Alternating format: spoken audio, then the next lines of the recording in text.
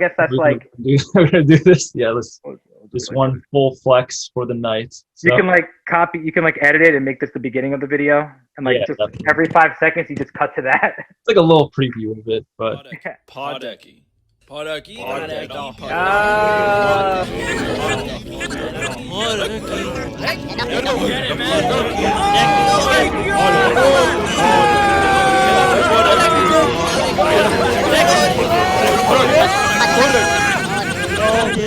This is Podeki. Hey guys, it's Adel, and I'm back with another episode of Podeki. Before you continue to watch this video, make sure to like, comment, and subscribe to my channel. My next guest is a musician who is based out of the Asbury Park music scene. Along with his band, the Foes of Fern, they have recently released their album Carpe Diem, which is available to stream on all digital streaming music services. My next guest is Matt Fernicola. so how's it going, Fern? oh, Adel, it's going great, man. Another beautiful day in the life of kind of quarantine. Feel like the world's opening up, but like, yeah, life is all right. I did a whole lot of nothing today. What about you? Me? Yeah, I kind of did the same. I kind of slept in today because yesterday I had work. I worked till closing. Oh, Probably got out before 8 o'clock. Watched the movie last night. I saw the new Bill and Ted. Actually, oh, I've heard a lot about this Bill and Ted stuff. I've never seen it before though. it's pretty fantastic. It's really good. I Okay. recently saw I saw the two older ones because Mhm. they were from like the late '80s, early '90s, and it has a young Keanu Reeves in it. Yes, it does. Yeah, My roommate's been trying to get me to watch it, so she put it on like as I was half asleep on the couch. So, like that's as far as I got. So I know that they go back in time or yeah. something like that. They basically just travel around in time in order to complete a history project. That was the first movie. Yes, that's the one I kind of saw. Yeah, then this one is like they're in the future. They're adults now. They have grown kids. They had to make a song that reunites the world and reality. Nice. So then they have to go into the future to steal this song that they're going to make from their future selves. So they can make it in the present day or something. And then their I kids like that. and their kids kind of are the ones who go back in time because in the modern day it's like they're trying to like make a band of like the greatest musicians throughout history. Mhm. This great song to unite the world. So they kind of go in time to get Jimi Hendrix, Louis Armstrong, Mozart. Mozart on the piano, Mozart Louis is- Armstrong on the trumpet, fucking Hendrix. I like that. That's really funny. But yeah, besides that, I saw that last night. I slept in a little today because I was a little tired. But yeah, and I just basically prepped myself for this interview right now. Oh, dude, prep away. Yeah, so basically, you recently released an album with your band, and what is the name of your band? The band is called The Foes of Fern. People call it Friends of Fern, Fern and Friends, Fern and Foes, but it's The Foes of Fern. You can find us on the interwebs. Of course, and all the digital streaming music services. Yeah, Spotify, Apple Music, Tidal, whatever else there is. I'm sure it's there. All right, so the new album is called Carpe Diem, correct? Yeah, Carpe Diem. All right, so we're going to talk about the whole process of that and making the album. So to begin with it, how could you describe the recording process of the album? Whew. God, in a word, chaotic. Just straight chaos. If anyone's familiar with the music in town here, we started to record it the same day that we started to work on Avery Mandeville's first EP. She released an EP in like 2017 or 2016, I think 17, called Salty. Mhm. And that day we were also working on my songs, Simple and Plain, April Came in the Rain, so Carpe Diem, like a lot of the older tunes. So when I say chaotic, it was never like, all right, let's go and let's work on the album. I have an hour to 10 hours on like the weekend. So all right, this random weekend we're gonna work on it, and then 2 months will pass, and it's like, all right, well, I finally found a steel drum player, so let's go record some steel drums, and then like, okay, I like the electric guitar, but you know what? Screw it. I can do it better. Let's redo it. So 3 months later, I'm in the studio redoing it. So the one thing that we did with recording this is we told ourselves time doesn't exist. We're just going to work at it and work at it and work at it until either it's done or Palm and I want to murder each other. And I'm not sure which one. I don't know if it's done or if Palm and I wanted to kill each other. Yeah. I'm not sure where it's at. Kind of flip flops on the day or the session or The day of the session. Yeah. Because So, most albums, like you go in, you record, and you're doing it. This one, like really, we would go in for a session, and then 2 or 3 months would pass, and we'd go back and get back into the music and figure out what we want to add. So chaotic. In one word, chaotic. yeah, right. That seems like it could be an understatement, but yeah, but it just looks like that you would just go in and do whatever you needed to do during the day or the allotted time you had or whatever was presented around you. And as you pan down as you pan down the camera, Boom. and as I do the same thing too. Got our shirts on. When you texted me to do this stream, I jokingly said, "Yo, we should just do this with Phil's shirts on with a shirt of Phil's face on us." And you literally ordered them the next day. That was amazing. I was totally joking, and then you ordered these shirts. I love it. You suggested it, and I just think of why not? Let's do it. Yeah, let's do it. So, yeah, for the viewers out there, the person on the photo of our shirt is our friend Phil Marfleck. He is a former Foe, correct? Correct. Yeah, he's on the album. He really is. He played bass on I think like 8 out of the 11 songs, 8 or 9 out of the 11 songs. That's a good majority of the songs. Yeah. Yeah, he did, and he was in the first iteration of the band back in 2016. Phil and I go way back.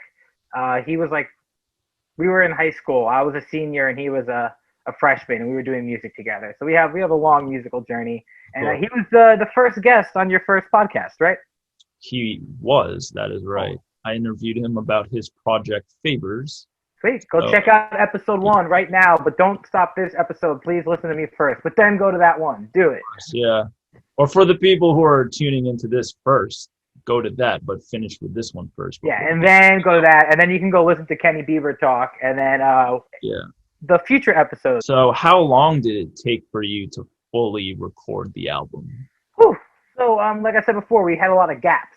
So like I think maybe we did like 50 actual recording sessions. I would say we did at least 50 times meeting up to track, and not even including mixing. But it took us 4 years. We started in 2016. We released it in 2020. And it was a long time for 11 songs. It was originally 13 songs. We shaved 2 off of them. Mm-hmm. And I think those 2 songs may come back eventually. But in between that album, like, I started writing more songs. So like right now I'm in the point where I'm just so ready to get going on the second album. I want to give myself 2 or 3 months. But this winter, I really want to hit the studio with the Foes and get album 2 ready for whenever COVID is over. I would love for when we're doing shows again in 2021, 2022, I don't know, to of course, yeah, really get to release an album and do it. Yeah, depending on even the future of live music. Whatever that is. Yeah. I really feel like streaming is something, like, I think the next wave of the shows are you could sell 30 or 50 tickets, or you can watch the stream online. Like, I think that's going to be a big part of the future for our gigs. Let's see, yeah. Seeing how like a lot of musicians over the past year have transitioned and doing the virtual shows, the stay-at-home shows, basically, I could see that transitioning into that, depending if, you know, the circumstances in the world aren't improving or start to improve a bit, but there's a lot of more virtual kind of scenarios for sure. Yeah, we're going to see. I mean, apparently starting this Friday, indoor dining's coming back, so we're going to see the repercussions of that. If it all works out and everything's great, cool. If everyone gets sick and people start dying, not cool. We'll see. I really feel like, at least in the winter, I think it's going to be shows where we can maybe sell anywhere between, like I said, 30-ish tickets. And if you can buy a ticket, great. If you can't, just watch the stream online, because people are getting really good with these live streams. Between camera angles and audio quality and figuring out the best like Wi-Fi strength and internet, like it's a whole other game, and it's cool to see how people are adapting. Of course. And speaking of the virtual shows. You recently had the album release show for the album just this past weekend. Yeah, we did it from the Saint. It was awesome to be back on that stage again. It felt like, I don't know, it felt like all my other releases. I released an album pretty much every year at the Saint between Aracuda, The Oh, yeah. Lords of Liechtenstein, Avery Mandeville, The Burns, now the Foes of Fern. Like, it felt like there was no other place to do it at. And to be on that stage was great. We had like 3 or 4 people in the audience. Well, audience, just because they were like the sound guy and Scott and the lighting guy, and then like 1 or 2 of the people that performed before us. And it was nice having a couple bodies in there. But I had sunglasses on the whole time. I couldn't see anything. So I was just, and I'm used to playing to an empty Saint, man. That's like my life. Tuesday night at the Saint, midnight set back in 2018, playing to 5 people. That's what I'm here for. But yeah, how did that go though? You know, the Great. whole coordination of it, and it's pretty impressive how you guys pulled that off. It was a lot. It was a lot. We got there at noon, and we left at like 1:30 in the morning, and the show was only 7:30 to 10. So there's a lot of prep work that goes into it. What I feel like really made it successful is I had a lot of friends send in videos, like pre-recorded videos, as we used as commercials to use as like changeovers. Yeah. Having those like changeovers really helped because it just made it feel like more of a production. And then we knew we had 10 minutes to go from acoustic act to acoustic act. You only need 4 or 5 minutes, but it's nice getting the buffer.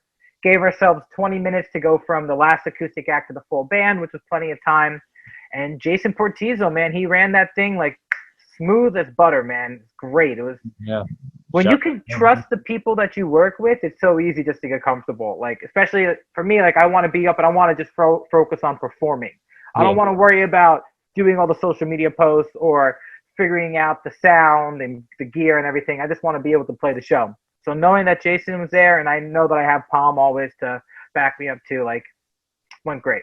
Yeah, it's good that since you're also a consistent performer at the Saint too, so it's good to be around, you know, that comfortable. It's all about being comfortable, man. The band, even though we were a lot of people on a small stage, the band was comfortable. I was comfortable, and it was fun. And it's nice now. We have that forever. We have that recording forever. So. Yeah, it looked like a lot of fun. I was at home watching the whole thing. Yeah. Oh, dude, I appreciate that, man. You gave me a lot of good promo. I still got to get you a Foes shirt. That's what I was supposed to do when you came over, but I was on the phone. Yeah. All right. I gotta get you a shirt. I'll get you a shirt. Of course you will, yeah. But like you made that great promo where you just took my business card and stuck it right on. I was dying. That was freaking great. Yeah, I mean it's right here. So yeah, you designed them. Hells yeah. Yeah. But that was nice. Let's talk about the whole songwriting process about the songs. So let me just start off with this. So when you do write a song, what do you try to tell in your songs? What's the message? All right. Well, the first thing that I realized when I'm writing a good song, because I have plenty of bad songs. Like the album, there's 11 songs. I have like 60 other tunes that I've written. I'm never going to record all them. But when I'm writing a good one, it's because I know the punchline or I know like the seed. Like you have to know what sprouts the song. Yeah. So like, for example, Bike Song took me 10 minutes to write because I had the seed. It was a play on a girlfriend leaving and someone stealing my bike. And I could just go off of that. Yeah.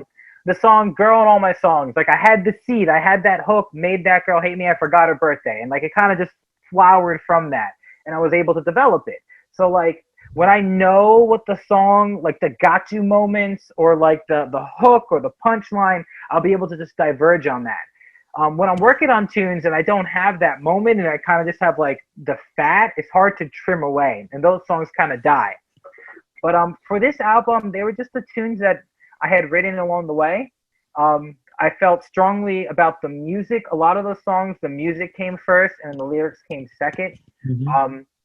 I had a lot of influences on, for the first half of the record, it's like a rock album, and the second album is like more indie, orchestral, folk, Motown blues thing. Right. But the rock album, I really like the music of the Strokes and Young the Giant and like that like indie alt rock stuff. So that really played a big factor. And the second half was like the music of the Beatles was a huge influence. Like the fact that the Beatles was a rock band and they like have a song like Eleanor Rigby, which is just all strings, or Gotta Get You Into My Life, which has a great horn section. Basically the Revolver album from your description. Yeah, Revolver, Sergeant Pepper for sure. Let It Be is hugely produced. I love Abbey Road, but it's not like as produced like that. Yeah. But yeah, I definitely wanted to incorporate that. I wanted to be like, all right, so George Martin from the Beatles, and then like all the vocal harmonies that the Beatles did too. The Beatles have a lot of voices, and if you listen to the Foes of Fern, there's a lot of times there's multiple voices going on, and there's like a through harmony line. There's very little lines in the songs that aren't harmonized. So Yeah. like that's a big Beatles thing. And then I try to combo that with like guitar playing of like Jimi Hendrix, who was one of my iconic guitar influences in my life. So I have a couple just straight improv guitar solos, and as I'm playing, there's the rhythm guitar part throughout the album, and then there's a lead guitar part that's just riffing the entire time. Mhm. And those riffing things I definitely took from Hendrix because I studied a lot of his music, and one thing that he does is he'll never play it the same way live he did on the recording. Or even if a song has 3 choruses, every chorus is he attacks it differently on the guitar. Yeah. So like I very much wanted that feeling for it. When you hear the verses, there's like little guitar riffs, and when you hear the choruses, first chorus sounds different from the second chorus, third chorus sounds different than both of those. Of course, yeah, because that is actually a feel that I kind of get when I listen to the studio recordings of your music and then seeing it live. It's like you explained how Jimi Hendrix, that the studio recording will never sound the same as the live recordings that he does or the live performances because he improvises and changes it up, which is kind of like the same feeling I get when I see you live. And then that, because you're kind of just riffing off and, improvising too. Yeah, there's So. 2 different worlds, man. And I also got that from the Beatles because the Beatles stopped performing music because they're like, screw it, we just want to make these albums as great as possible. Yeah. And they stopped performing because you can't perform like that with 4 people. I can't perform my album I had 10 people at the same. I can't perform it with 10 people. I have like a 30-piece orchestra in it on some songs. That's right. Uh-huh. So it's like you have to either say I'm never going to perform live, or that the live versions are just going to be the live versions, and they're 2 different elements. It's good that you do have like a backup in a way for those cases where it's like you don't have the access to the 10 other members of the band, but you still have like the core kind of pieces and people who are there that you can still, perform these songs though. Because like you said, there are, wind instruments, horns. You're not always going to have access to those. Oh, definitely not. I mean, I'm lucky right now where I feel like for the foreseeable future, I have a trombone and a sax player. Andrew and Steve have been awesome. They've been like super committed, which is great. I have 2 awesome drummers right now that'll either both of them could come and someone's going to play percussion, or I know I can at least like rely on one of them to show. Jessie McCormick's been really, really great. She's going to be supplying all the backup vocals. And then if whoever could show up and play bass is great. I mean, Dave has been good. Phil was my bass player for a while. I'm going to be working with Matt Responti soon. If Palm can show up and play some extra harmonies, awesome. If Victoria Lawrence can come by with the tuba, great. If I can get Victoria Romano to come by with the violin, awesome. If I can get Catherine to come by with the cello, there's always extra people. But I'll be able to play all of these songs and perform just with myself. And then, all right, maybe it's a duo gig, maybe it's a trio, maybe it's all 15 players. Like, I'll be able to do it any way because a song is a song. You should be able to perform it in any like aspect. Of course, it's not an impossible task. Yeah. Nah, man, I'm just trying to play my music, dude. I'm just trying to get up on stage and play my guitar and forget about my shitty day. Like, that's all I'm trying to do. Like, that's it. I mean, that's always a good outlook for that too. Right. You did mention that basically in the album, or at least when I got from the album, that the first half, yes, is more like upbeat and very rock. Yeah. And then somewhere in the middle, towards the end, like you said, it was more kind of orchestral and kind of toned down a bit, which I saw too, which is, I see the song Carpe Diem, which is literally like the center point of the album. Yeah. And the name of the album too. So it kind of sets that tone for that second half. So yeah, and actually, it's nice that you mentioned that because I went back and forth. I didn't know if I wanted the monkey to be before Carpe Diem or after. I feel like it could have went either way. Yeah. But the idea was the first song, I just wanted to be the original band, and that's just Phil on bass, Owen on drums, me on guitar, Brendan on synth, and Palm and Victoria singing also, and B singing, and that's the original band. And then the second song kicks in, and now there's extra percussion. I got a bongo player on it. Andrew Ho. I've said this on the last past podcast I went on, but Andrew Ho on the bongos is like the secret weapon to the entire album. There's like, if you really listen and you hear the bongos, they're on like almost every song, and it's great. But after that, we get like crazy organ to come in on the third tune, and the fourth tune we get the steel drums and trumpets, and the fifth one comes the monkeys and the full brass section, and then Carpe Diem and Simple and Plain, and yeah, it goes on and on. But eventually, I wanted it to build and build and build, adding more elements all the time. And then when you get to Ghost, like a lot of those elements disappear until the last minute of the song where everything comes back. And there's steel drums again, and there's violins, and there's trumpets and trombones and oboes and clarinets and harp, like the harp comes back. So yeah, we really wanted it to be with the music a steady build. I'm not sure if there's a steady build with the lyrics, but the music, you definitely go with orchestration this way, but in intensity, it kind of goes this way and then drops and then comes back up a little bit. Yeah.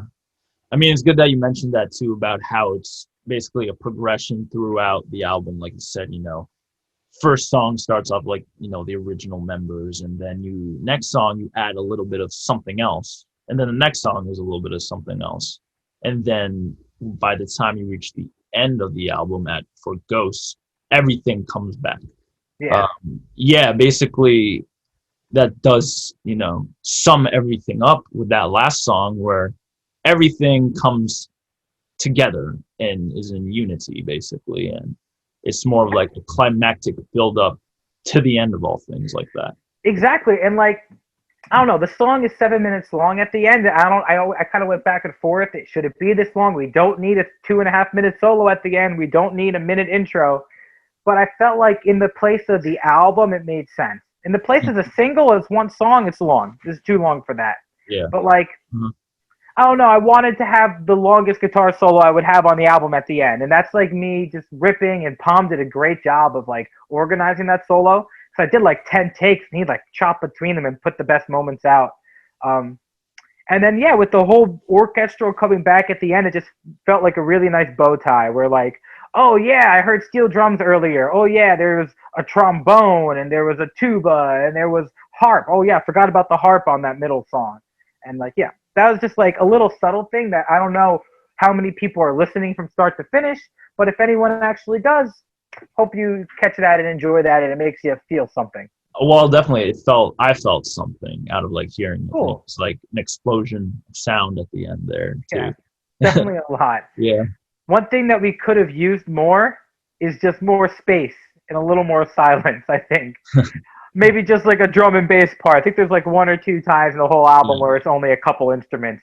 It's more like guitar, piano, bass, solo, synth, 18 vocals. It's a lot. But like, I never imagined that I'd be playing this music. I always thought I'd be playing with Little Hag, which is Avery Mandeville's band, or Julian Fulton and the Zombie Gospels, or the Burns. I always thought I'd be doing that music full time, and then my album would just kind of like be something I released and could kind of just like be there. Yeah. But like with those projects not being as active, like, sure, you might as well dig into it. It seems like, yeah, you could focus a lot more on Foes material. Yeah, and that's why I have the band. So like, I have the Foes material. I have my own music for when that's the music in my life. And if someone else wants to be a part of something else and a different music and a different group, well, I have that ability. I love collaborating with people. I love being a part of a group and like getting different nuances, because every person puts their personality in music. So like, yeah, that's great. And that's the best part about the Foes with the revolving door of band members, is you get their different feeling. Like hearing Phil play the bass opposed to Dave play the bass, 2 different feelings. I love them both. I have no preference, but it's just nice being able to hear people's personality in the music. Of course, yeah, that's totally right. Throughout the whole album is basically, like we mentioned, a variety of different instruments in each song. So given that, it gives a variety of different feelings and different kind of moods. Like for one of the songs, I believe it's was it Simple and Plain has the steel drums? Yeah, it's right, I think 3 or 4 of the songs have steel drums. Yeah. But Simple and Plain, like, it just evolved into this like island song. I never envisioned it. I always thought it was gonna be like an indie rock tune. Like we put the tuba on it, and the tuba just felt really right. And so I was like, all right, let's put some more horns on here. And then there was like 3 or 4 saxophones. And it's like, okay, maybe the bongos will help it out. And then after we had all that, we were like, yo, this is an island song. Let's go find a steel drum player. So it took us like 6 months to find a player that could do it, but we waited the 6 months. He came in. We started him on Simple and Plain, and they were like, screw it. Let's throw him on Play It Back. Let's put him on Ghost. And he got to be on a couple of the tunes. But It definitely gives us that kind of island feel, like you said. Like you're like, I want to hear that song. It's like I'm on a beach, maybe Hawaii or something like that, and then it's like drinking a margarita or a pina colada or something like that. Which the music really does supply that. I don't think the lyrics imply that at all, but like the lyrics are supposed to be secondary in that song. You're not supposed to really hear it because I'm really just saying that every single person in the world sucks, me included. Like that's what the song is. So let's just laugh and smile and enjoy the joy of fucking stupid margarita as like we all suck terribly. Kind of enjoy the moment that you're present in, basically. Yeah, but it's not positive. It is very not positive. I promise you. It's not supposed to. The music's very positive, but the lyrics are very hating on people and hating on myself. I mean, I did get that from that song specifically, that Simple and Plain is kind of how I felt is like how people today kind of look at like social media, connected to their phones and social media, basically. Non-stop, bro. Yeah. Non-freaking stop. Just right here. Just like right that. there Just forever. like that. But yeah, that's how I got it. It's like people are very connected to things like that, and then they just aren't really aware of their surroundings as much, or being in the present in a way. Yeah. I mean, that's pretty much what it is. I was just sitting outside playing the music like back in 2016, and my buddy was like, oh, no one liked my last post.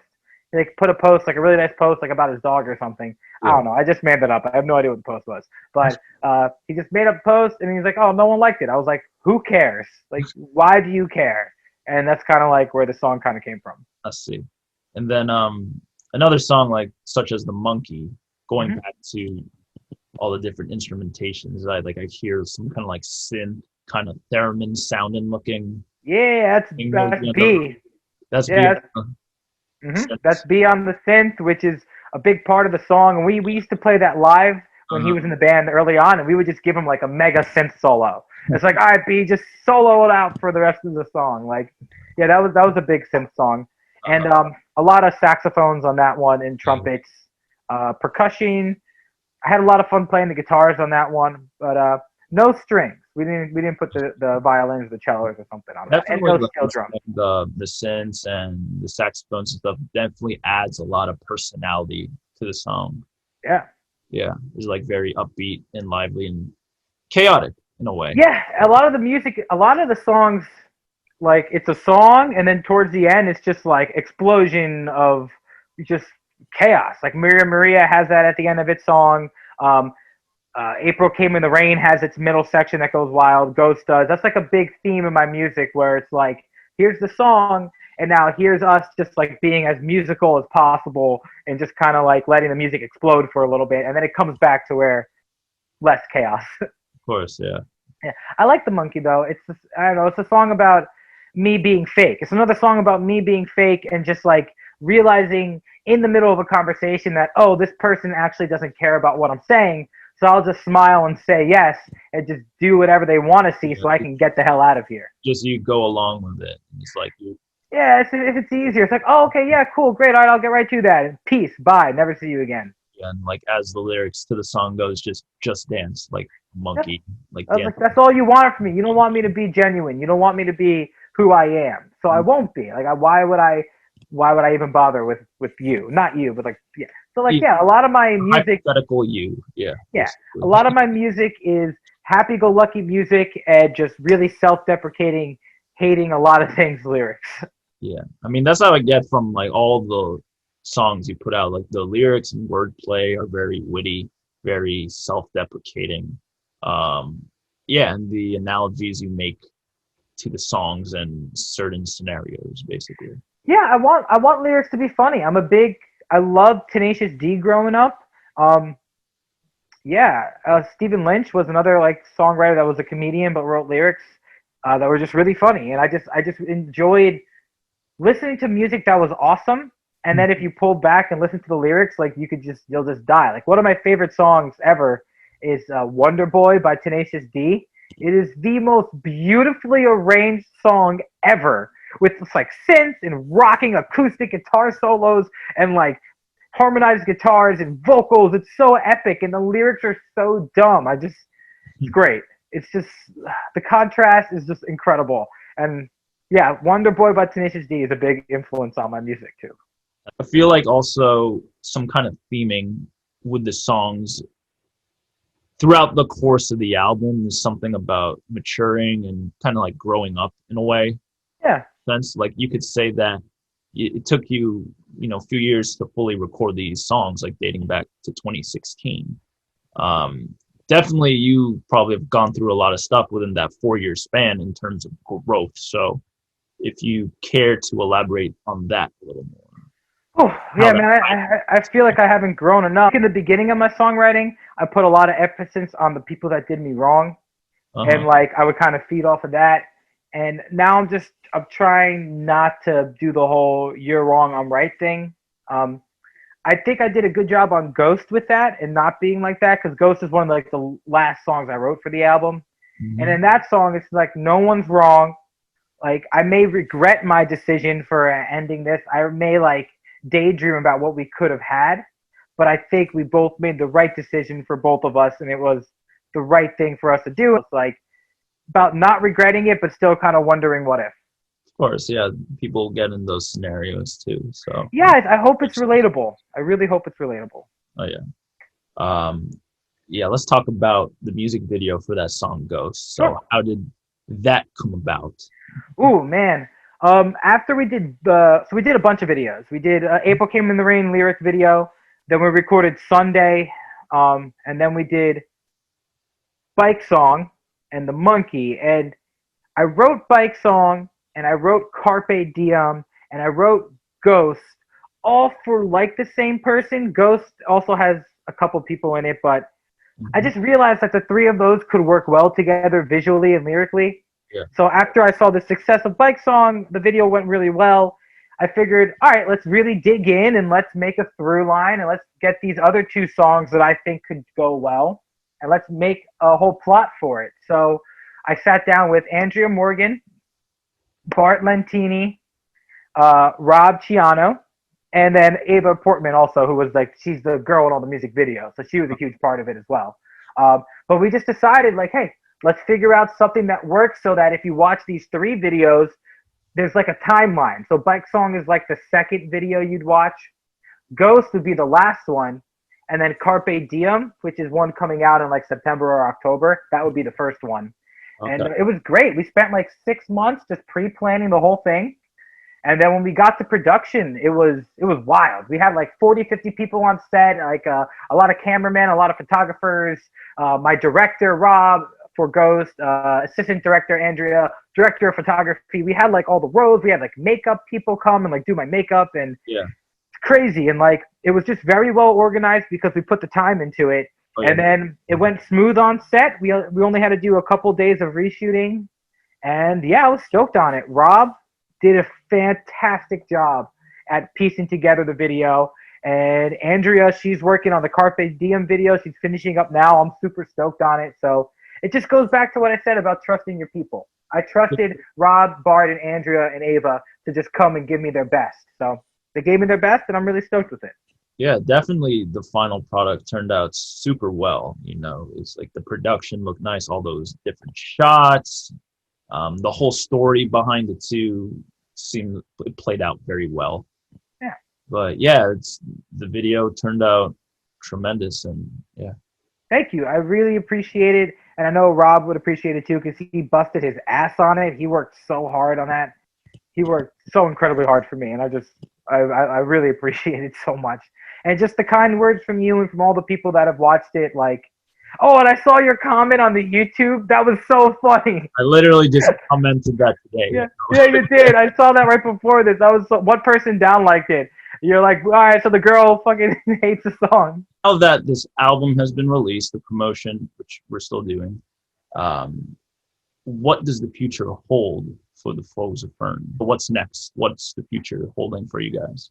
Awesome. Well, I mean, a lot of the future just has to do with the record label, Telegraph Hill Records. We should be recording album number 2 come the winter. I'm giving the band off because we just practiced our ass off for the live stream, so I'm giving them like a month off.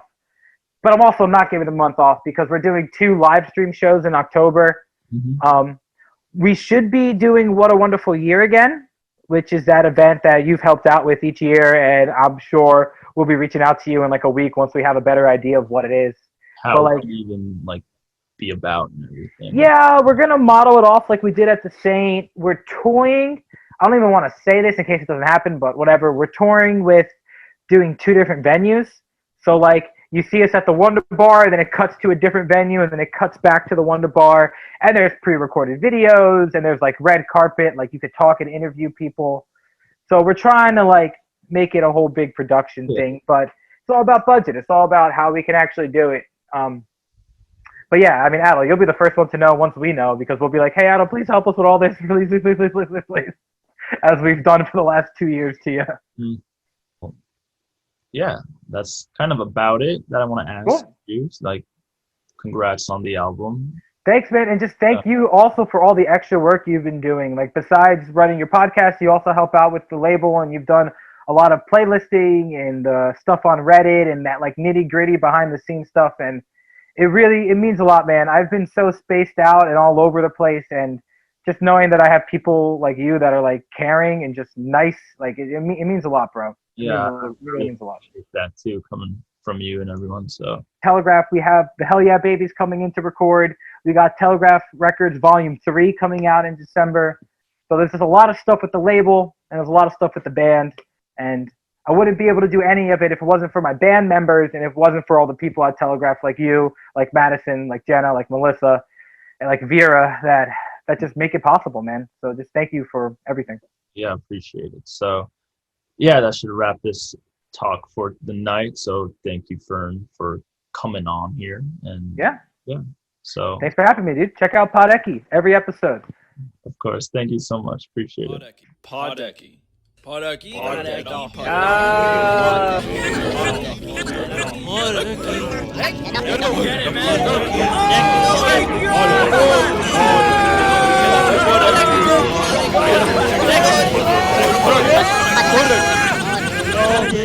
This is Podeki.